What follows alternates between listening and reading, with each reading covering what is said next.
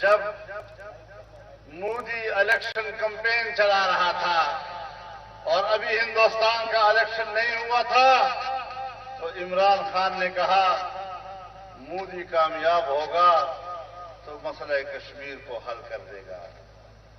تو کامیاب بھی ہو گیا اور مسئلہ حل بھی ہو گیا.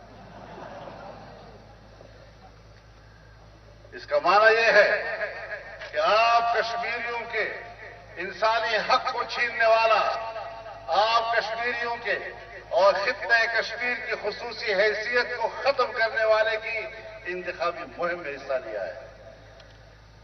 تو پھر یہی ہوگا کشمیریوں کے ساتھ. تو اگر کشمیر کو حاصل کرنا ہے، کشمیریوں کو حقیقی مدد دینی ہے، تو پھر اس حکومت کا خاتمہ ضروری ہے.